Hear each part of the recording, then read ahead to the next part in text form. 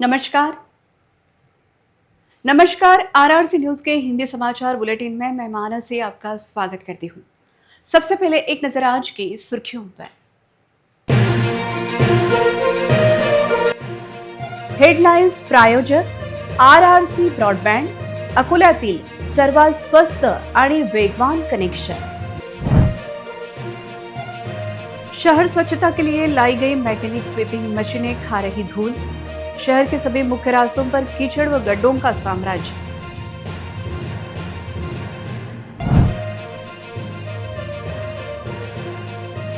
शहर के सभी परिसरों में आवारा कुत्तों का खौफ। 7 कुत्तों ने 10 साल के लड़के पर किया हमला।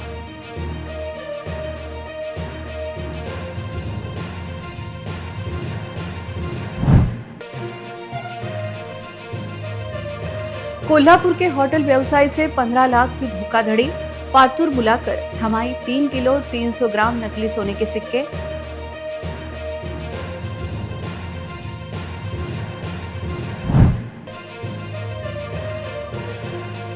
जिले में मतदाता सूची विशेष गहन पुनरीक्षण कार्यक्रम।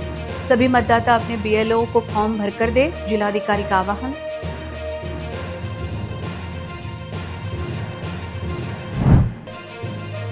कांग्रेस के पार्षद शेख अब्दुल्ला का जाति प्रमाण पत्र अवैध, लेकिन अदालत में जाति प्रमाण पत्र सत्यापन समिति के फैसले पर लगा दी रोक।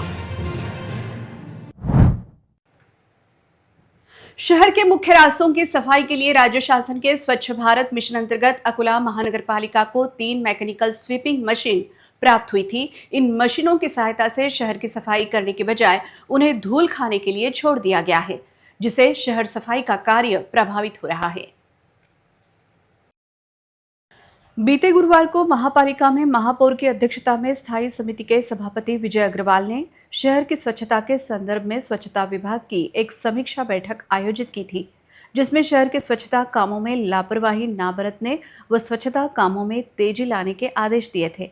उन्होंने मुख्य सड़कों की स्वच्छता पर विशेष ध्यान देते हुए गहन सफाई करने पर जोर दिया था। प्रत्येक वार्ड में 20 सफाई कर्मचारी को नियुक्त करने की भी आदेश उन्होंने दिए थे। शहर में बारिश थम गई है, लेकिन आज शहर के विविध परिसरों का निरीक्षण करने पर शहर के सभी मुख्य रास्ते पर कीचड़ व गड्ढे दिखाई दे रहे हैं। मुख्य रास्तों की सफाई नहीं हो रही है। सड़क किनारे गंदगी के ढेर नजर आ रहे हैं। वहीं अकोला शहर की धूल पर नियंत्रण रखने के लिए तथा मुख्य रास्तों की सफाई का काम अच्छी तरह हो, इसके लिए राज्य शासन के स्वच्छ भारत मिशन अंतर्गत अकोला महापालिका को 3 मैकेनिकल स्वीपिंग मशीन प्राप्त हुई थी। इन मशीनों के जरिए शहर के रास्तों की सफाई करने के बजाय उन्हें धूल खाने के लिए महापालिका के वाहन विभाग में छोड़ दिया गया है, जिससे शहर का स्वच्छता कार्य प्रभावित हो रहा है। इस मशीन के लिए नियुक्त कर्मचारियों को मुफ्त में वेतन दिया जा रहा है। यह तीनों ही मशीन मोटर वाहन विभाग में धूल खाकर खराब हो रही हैं। जिन मशीनों को शहर की सफाई के लिए लाया गया, उन मशीनों पर धूल खाने की नौबत आ रही है। यह देखते हुए शहर के सफाई के लिए इन मशीनों को कार्यान्वित करना चाहिए, ऐसी मांग हो रही है।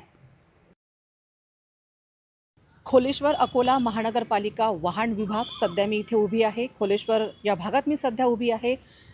एकच लक्ष्य शहरे स्वच्छ, स्वच्छ महाराष्ट्र अभियान असं लिहिलेलं आहे या गाळ्यांवरती। शहरे स्वच्छ करण्यासाठी या गाळ्या इथे आणल्या गेलेल्या आहेत, पण सध्या या गाळ्यांचा उपयोग फक्त उभ्या राहण्यासाठी आहे। तुम्ही बघू शकता सध्या धूळ हे जे गाड्या आहेत ना, बघू शकता ह्या गाड्या धुळखात पडलेल्या आहेत। लोकांच्या रस्त्यावर, डोळ्यांमध्ये आणि घरात धूळ चाललेली आहे आणि ह्या गाड्या फक्त शो म्हणून इथे उभ्या आहेत। मी कैमरा पर्सन राम तिवारी सोबत आरआरसी न्यूज़ अकोला। पुराने शहर के खैर मोहम्मद प्लॉट इलाके में आवारा कुत्तों के झुंड का खौफ निर्माण हो गया है।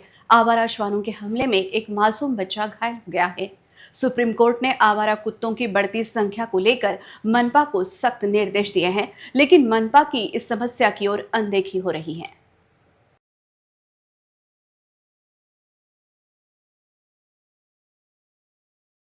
पुराने शहर में शेख अफसर नामक ठेकेदार के 10 साल के बेटे शेख फरहान पर एक साथ 7 कुत्तों ने हमला कर दिया।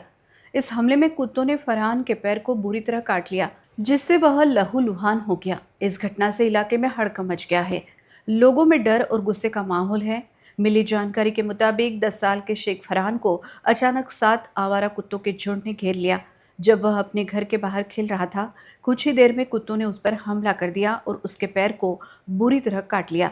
फरहान की चीखें सुनकर आसपास के लोग मौके पर पहुंचे और उन्होंने कुत्तों को भगाया, जिससे आगे की अनहोनी टल गई। घायल फरहान को तुरंत हॉस्पिटल में भर्ती कराया गया है। इस घटना ने एक बार फिर मनपा की लापरवाही को उजागर कर दिया है। मनपा ने आवारा कुत्तों की समस्या को कंट्रोल करने और लोगों की सुरक्षा पक्का करने के लिए सुप्रीम कोर्ट के सख्त आदेशों को पूरी तरह से नजरअंदाज किया है। मनपा ने कुत्तों के लिए एक बंद शेल्टर होम बनाने का ऐलान किया था, लेकिन यह प्लान अभी भी सिर्फ कागजों पर ही दिखाई दे रहा है। पातुर तहसील के नांदखेड़ फाटा पर नकली सोने के सिक्के थमाकर एक होटल व्यवसायी की 15 लाख रुपए से धोखाधड़ी करने का मामला सामने आया है।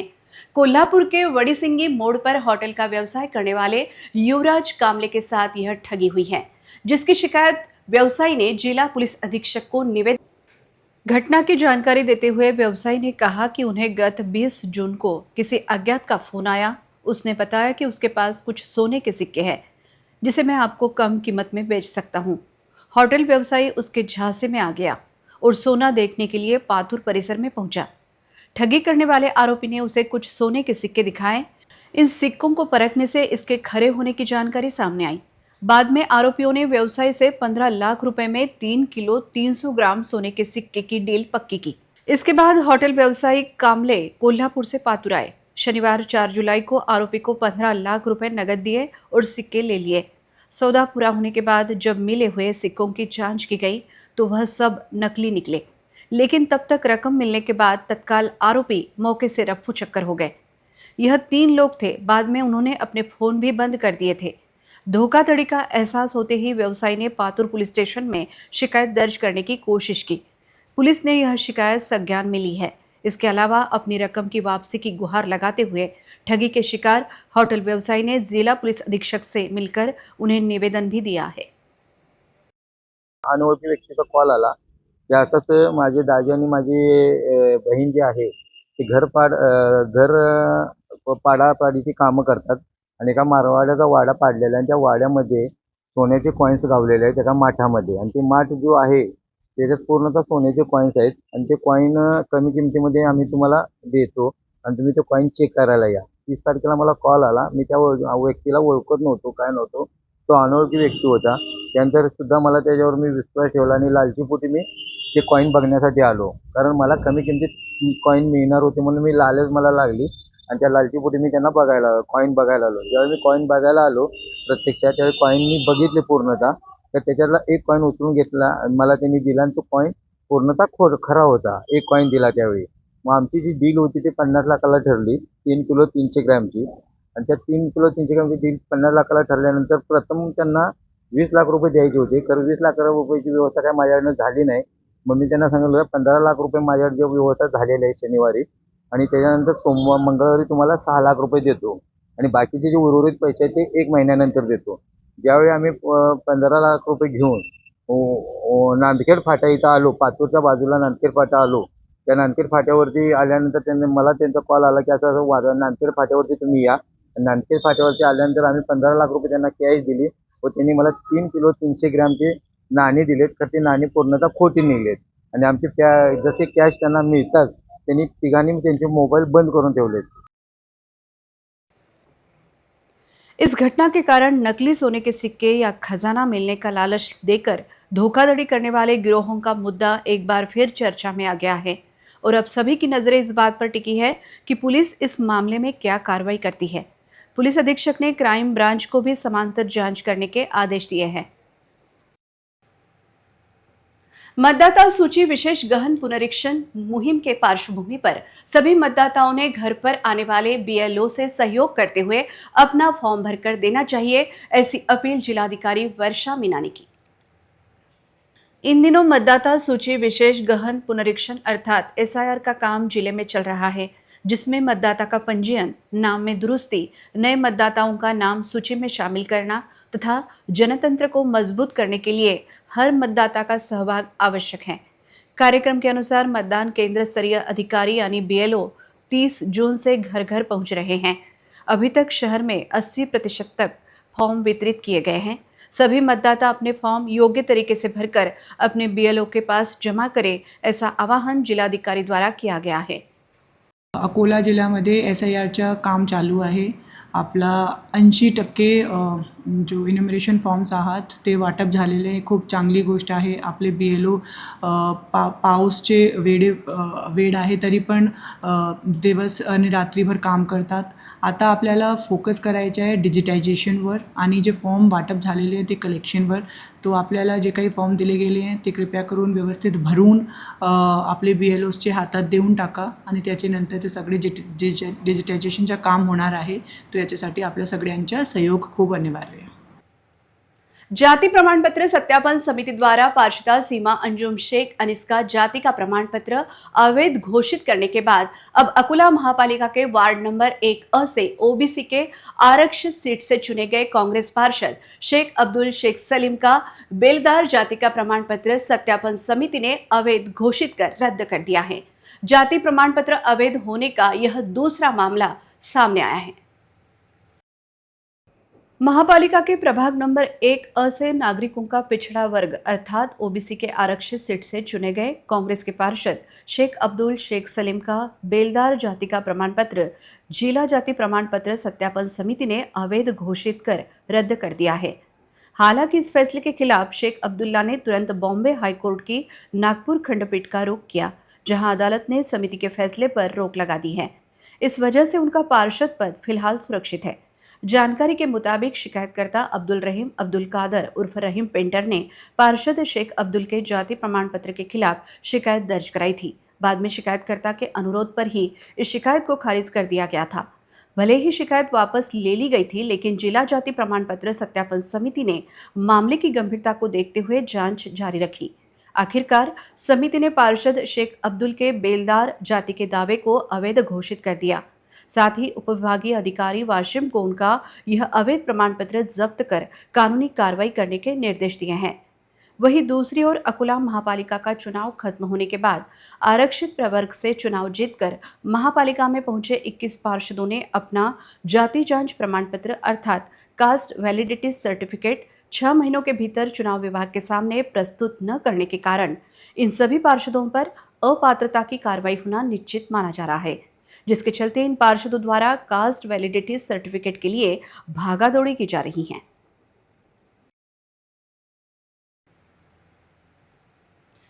इस्कॉन मित्र समाज क्लब की ओर से इस वर्ष 19 जुलाई को भगवान जगन्नाथ की विशाल रथ यात्रा निकाली जाएगी, जिसकी तैयारी शहर में जोरों पर चल रही है। रथ यात्रा के चलते शहर में भक्ति, कला और आधुनिक तकनीक का अद्भुत संगम देखने को मिलेगा। शहर में जगन्नाथपुरी के रथ की तर्ज पर 31 फीट ऊंचा और करीब 5 टन वजनी विशाल लोहे का श्री जगन्नाथ रथ तैयार किया जा रहा है। इस्कॉन के प्रमुख वैदर्भी चरण महाराज की प्रेरणा से तैयार हो रहे इस रथ पर भगवान श्री जगन्नाथ, बलभद्र और माता सुभद्रा की प्रतिमा स्थापित की जाएगी। रथ का रंगरोगन और कलात्मक सजावट अंतिम चरण में है। इस भव्य रथ का लोकार्पण एवं ऐतिहासिक रथ उत्सव 19 जुलाई को आयोजित किया जाएगा। हरे कृष्णा और जय जगन्नाथ के जय घोष के बीच जब यह विशाल रथ अकोला की सड़कों पर निकलेगा, तब यह शहर के इतिहास का एक यादगार क्षण होगा। 19 जुलाई को सुबह 9 बजे रथ यात्रा राधेनगर से प्रारंभ होगी। जिलाधिकारी चौक, JMC, अशोक वाटिका, ढिंगरा चौक, गांधी रोड, सिटी कोतवाली, खोलेश्वर से होते हुए रथ यात्रा का समापन इस्कॉन मंदिर में होगा।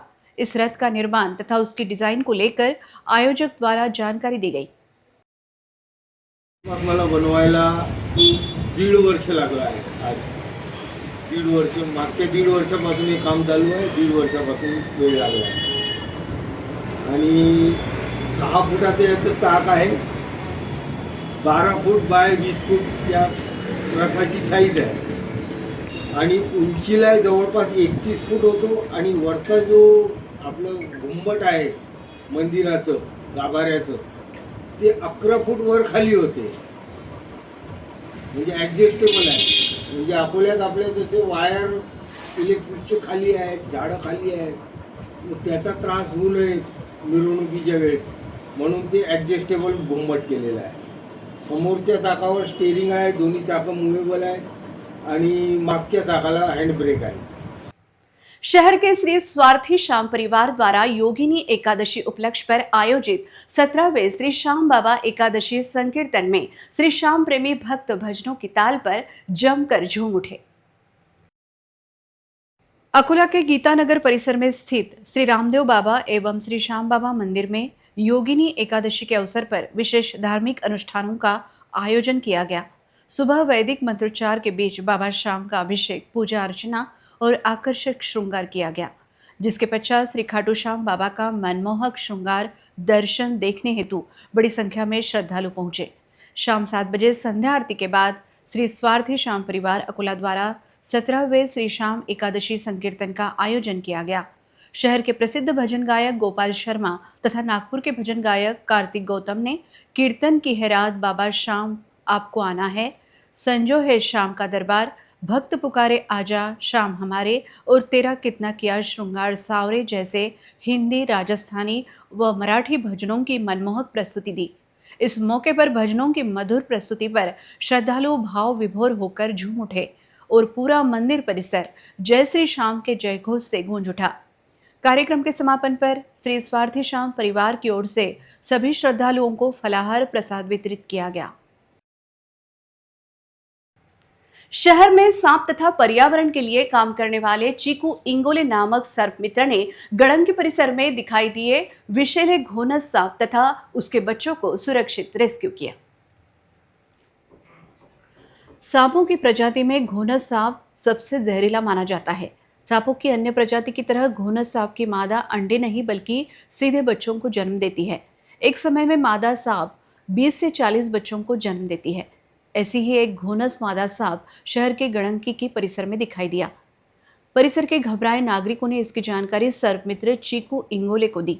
चीकू इंगोले ने घटनास्थल पहुंचकर इस जहरीले घोनस सांप और उसके बच्चों को सुरक्षित तरीके से पकड़ते हुए उन्हें जंगल में छोड़ दिया। यह सांप अत्यंत जहरीला होने की जानकारी सर्प मित्र ने दी।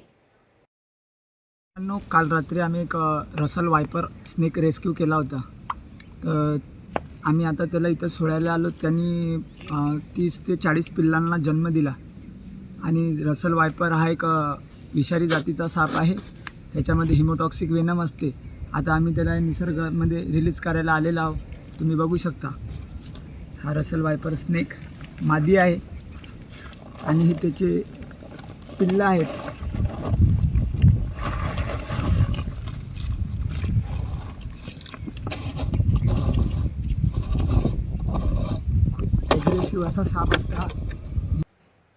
बारिश शुरू होने के बाद हर घर में अचार बनाने की तैयारी चल रही है।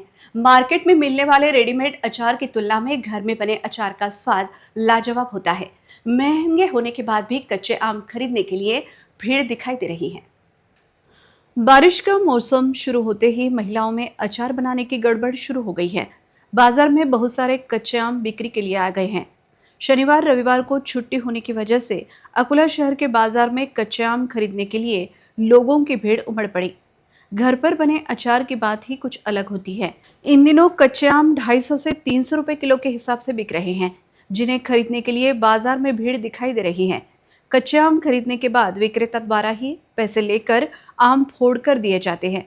घर पर बने अचार को आज भी उनके स्वाद, टिकाऊपन और पारंपरिक खाने की संस्कृति को बनाए रखने के लिए पसंद किया जाता है। मानसून का मौसम आते ही बाजार में बहुत रौनक आ गई है और कच्चे आम बेचने वालों में उत्साह का माहौल है। दरियापुर वकील संघ चुनाव में परिवर्तन पैनल ने शानदार जीत हासिल की। खड़े सभी 5 उम्मीदवार चुनकर आ गए। अध्यक्ष पद के उम्मीदवार एडवोकेट प्रदीप शेलके ने बाजी मारी। उन्हें 46 वोट मिले, जबकि उनके विरोधी समता पैनल के एडवोकेट संतोष कोल्हे को 42 वोट मिले। दरियापुर वकील संघ के कड़े चुनाव में परिवर्तन पैनल के सभी 5 उम्मीदवार जीत गए, जबकि समता पैनल के सभी उम्मीदवारों को हार का सामना करना पड़ा। परिवर्तन पैनल के उपाध्यक्ष पद के उम्मीदवार एडवोकेट देवानंद पर्वतकर को 44 वोट मिले। कोषाध्यक्ष वैभव इंगले को 57 वोट मिले। सहसचिव एडवोकेट लीना गहरवाल को 57 वोट मिले और सचिव पद के लिए एडवोकेट अनुराधा गोमासे को 47 वोट मिले। सभी सीनियर वकीलों ने जीतने वाले उम्मीदवारों को बधाई दी। अंत में एक नजर आज के सुर्खियों पर। हेडलाइंस प्रायोजक RRC ब्रॉडबँड, अकोल्यातील सर्वात स्वस्त आणि वेगवान कनेक्शन। शहर स्वच्छता के लिए लाई गई मैकेनिक स्वीपिंग मशीनें खा रही धूल। शहर के सभी मुख्य रास्तों पर कीचड़ व गड्ढों का साम्राज्य।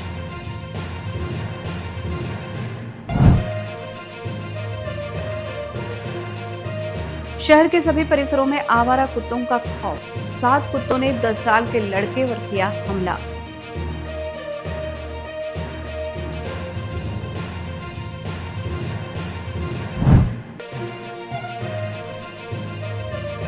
कोल्हापुर के होटल व्यवसाय से 15 लाख की धोखाधड़ी। पातूर बुलाकर थमाई 3 किलो 300 ग्राम नकली सोने के सिक्के।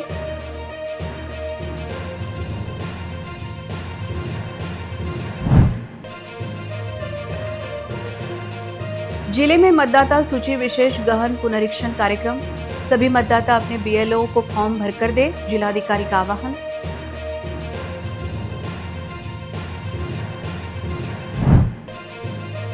कांग्रेस के पार्षद शेख अब्दुल्ला का जाति प्रमाण पत्र अवैध, लेकिन अदालत में जाति प्रमाण पत्र सत्यापन समिति के फैसले पर लगा दी रोक। समाचार के लिए देखते रहिए RRC न्यूज। जिन दर्शकों ने अभी तक RRC का यूट्यूब चैनल सब्सक्राइब नहीं किया, उन्होंने वह सब्सक्राइब करना चाहिए। फिर मिलते हैं शहर की ताजा जानकारी और महत्वपूर्ण घटनाओं के साथ। नमस्कार।